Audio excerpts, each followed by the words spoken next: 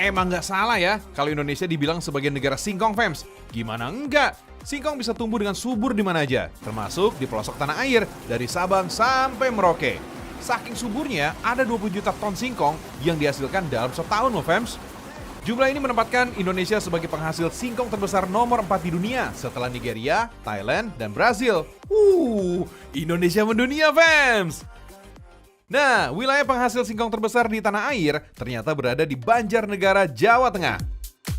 Dari 6.000 hektar kebun singkong, Banjarnegara bisa menghasilkan sekitar 110.000 ton umbi kayu.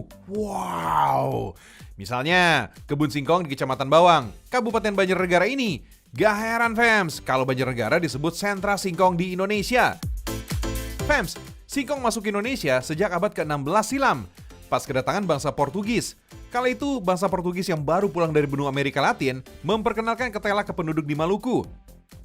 Fams, tanaman bernama Latin Manihot utilissima ini memang aslinya berasal dari Amerika Selatan, tapi butuh waktu lama nih bagi singkong untuk menyebar ke daerah lain.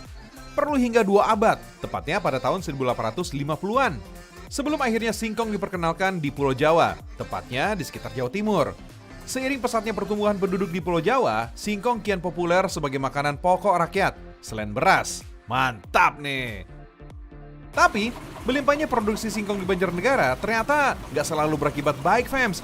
Berlebihnya jumlah singkong, terutama saat musim panen, membuat harga jualnya anjlok, merosot tajam. Bahkan, hanya Rp300 saja nih per kilogram. Waduh, murah banget ya! Malum aja, fams. Singkong-singkong ini soalnya nggak mampu diserap oleh pasar, sehingga banyak yang membusuk. Di tengah kegalauan para petani, muncullah Rumah Mokaf, fams. Sebuah usaha kecil menengah berbasis sociopreneur yang memproduksi tepung singkong. Pembuatan tepung berbahan baku singkong ini berhasil jadi solusi mengatasi stok singkong yang berlebih ketika panen tiba. Mokaf sendiri kepanjangan dari Modified Cassava Flour, alias tepung singkong hasil modifikasi. Tepung mokaf ini memiliki perbedaan dengan tepung singkong yang telah ada di pasaran. Dinamakan tepung mokaf karena singkatan dari Modified Cassava Flour, yaitu tepung ubi kayu atau singkong yang dimodifikasi. Tepung mokaf ini sudah dirintis sejak 2004 oleh peneliti dari Universitas Jember, fams. Kemudian tahun 2011 masuk nih uji coba konsumsi. Wah, hebat ya! Tepung mokaf dan tepung singkong ini berbeda loh. Kalau tepung singkong alias tepung tapioka bisa bikin makanan jadi kenyal. Kalau tepung mokaf ini justru bikin makanan jadi renyah. Wah, unik juga ya. Perbedaan tekstur ini, fams, disebabkan perbedaan cara pengolahannya. Kalau tepung tapioka, bagian singkong yang diolah jadi tepung, hanya air perasan dari daging singkongnya aja. Sedangkan tepung mokaf, bagian yang diolah jadi tepung adalah seluruh bagian singkong yang sudah difermentasi. Kalau sudah jadi tepung, tinggal kemas aja deh, fams. Sebelum dibungkus, kemasan disemprot nitrogen dulu, biar mengembang. Satu kemasan tepung mokaf ini isinya 500 gram, harganya cuma 17 ribuan aja kok. Dalam sehari, Rumah Mokaf ini bisa memproduksi hingga 500 bungkus tepung. Keunikan tepung mokaf ini membuat makanan jadi renyah, fams, sehingga diburu pembeli hingga mancanegara. Seperti Singapura, Uni Emirat Arab, hingga Inggris. Keberhasilan ini tidak terlepas dari tangan dingin owner Rumah Mokaf ini, fams. Alhamdulillah sudah mulai ekspor waktu itu ke Inggris, terus kemudian ada juga kemarin yang terakhir ke Oman sama Dubai gitu. Kita pernah juga ekspor ke Singapura dan ke Malaysia gitu ya, seperti itu gitu.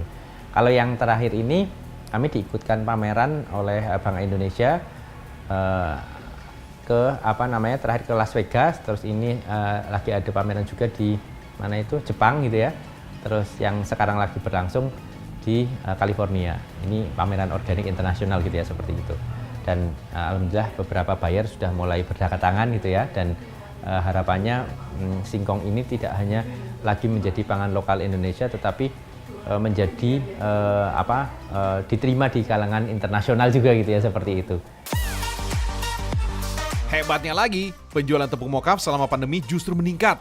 Kalau sebelum pandemi terjual 4-5 ton, pas pandemi gini jadi 7-8 ton. Keberhasilan tepung mokaf ini bukan hanya membawa perubahan bagi para petani singkong aja, tapi sampai ke seluruh lapisan masyarakat. Mulai dari peternak kambing, di mana daun singkong bekas panen yang dimanfaatkan jadi pakan ternak, sampai ibu-ibu dari kelompok wanita tani.